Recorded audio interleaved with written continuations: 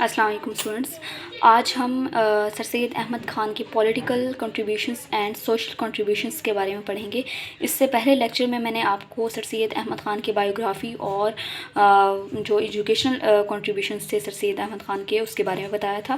آج ہم پڑھیں گے political contributions and social contributions. Political contributions: sir Syed Ahmad Khan was strong advocate of British Muslim harmony. According to Sir Syed Ahmad Khan, following two reasons were vital for the improvement of relation between the two. سر سید احمد خان جو تھے وہ برطانوی مسلم ہم آہنگی کے بروز حامی تھے۔ وہ بقول جناب سر سید احمد خان اکارڈنگ ٹو سر سید احمد خان، بقول سر سید احمد خان کے جو ان کے نزدیک تعلقات کی بہتری کے لیے درسیل دو اہم وجوہات تھی۔ Two reasons were vital for the improvement of relation, تعلقات کی بہتری کے لیے درسیل دو وجوہات اہم تھی۔ سب سے پہلی یہ تھی کہ eradicate the misconceived notion of the Muslims by British which was distorted by the belief that Muslims were primarily to be blamed for the event of the war 1857 and hence deserve to be suppressed. کہ انگریزوں کا جو تھا وہ مسلمانوں کے بارے میں اس غلط تصور کو ختم کرنا تھا کہ انگریز جو تھے وہ سمجھتے تھے کہ 1857 کی جو جنگ تھی 1857 کی جو جنگ تھی وہ ان کے واقعات بنیادی طور پر مسلمانوں کو الزام ٹھہرایا جا رہا تھا، مسلمانوں پر الزام لگایا جا رہا تھا کہ زیادہ تر جو ہاتھ تھا 1857 کی جنگ میں وہ مسلمانوں کا ہاتھ تھا اور اس لیے ان کو سپریسڈ کیا جا رہا تھا، اس لیے ان کو دبایا جا رہا تھا۔ سیکنڈ پوائنٹ ہے Muslims consider that western ideas conflicted with Islamic teaching. Sir Syed Ahmad Khan on the other hand urged Muslim to be benefit from western science and technology. مسلمان جو تھے وہ یہ سمجھتے تھے کہ جو مغربی نظریات ہیں، ویسٹرن آئیڈیاز جو ہیں وہ اسلامی تعلیمات کے متصادم ہیں، مطلب وہ اسلامی تعلیمات سے بالکل ڈیفرنٹ ہیں۔ سر سید احمد خان دوسری طرف جو سر سید احمد خان تھے انہوں نے مسلمانوں پر زور دیا کہ وہ ویسٹرن سائنس، مغربی سائنس اور ٹیکنالوجی کو سمجھیں اور اس کے بارے میں استفادہ کریں۔ تو اس پہ انہوں نے مختلف پولیٹیکل اور ریلیجیس بیسس پہ سر سید احمد خان نے مختلف جو ہے وہ بکس بھی لکھی تھی۔ ایک تو ان کی جو مین کتاب تھی ایک رسالہ تھا، سب سے پہلے ایک انہوں نے رسالہ لکھا تھا، رسالہ تہذیب الاخلاق، یہ میں نے نیچے مینشن کر دیا گیا ہے۔ جی، یہ جو میں نے نیچے مینشن کیا ہے رسالہ تہذیب الاخلاق، اس میں بیسکلی یہ تھا کہ جو یہ انگریزی جریدے کی طرز پر تھا، مطلب انگریزوں کی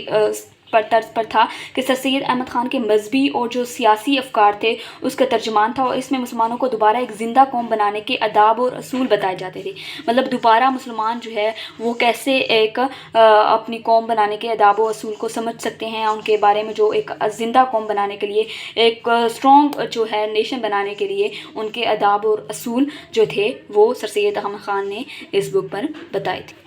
دوسرا تھا ایک رسالہ، یہ جو رسالہ تہذیب الاخلاق ہے یہ جو تھا یہ ریلیجیس بیسس پر لکھا گیا تھا، اور دوسرا رسالہ ہے رسالہ بغاوت ہند، یہ پولیٹیکل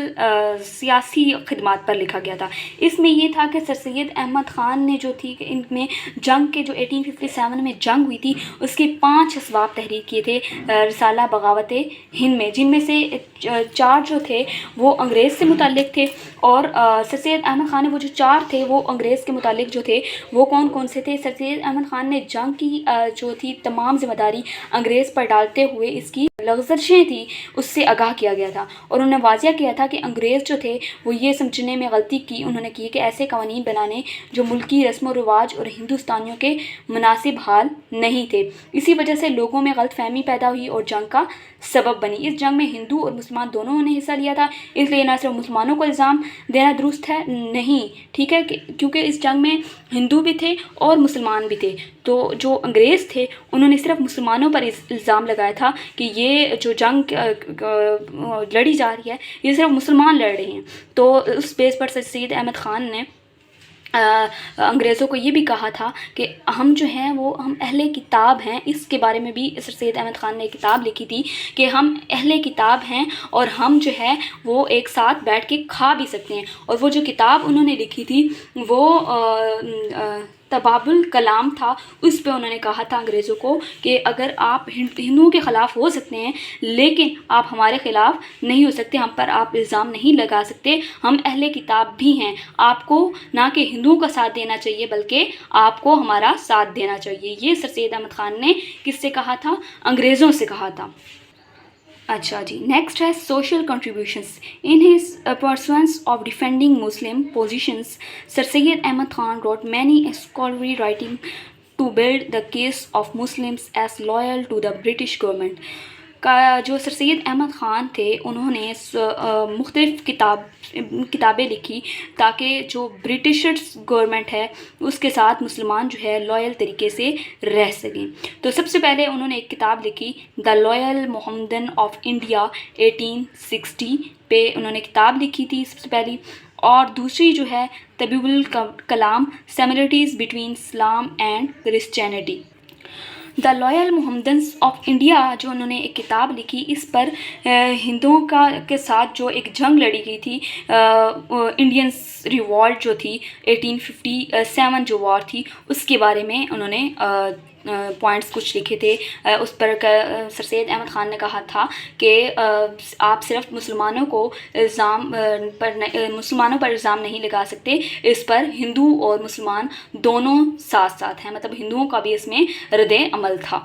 یہ جو تھے سر سید احمد خان یہ انگریزوں سے مخاطب ہو کر کہہ رہے تھے کہ انگریزوں نے صرف مسلمانوں پر الزام لگایا تھا کہ وہ جنگ کی جو وجہ ہے وہ صرف مسلمس ہیں، تو پھر اس میں قائد اعظم نے سر سید احمد خان نے اس میں ایکسپلین کیا تھا۔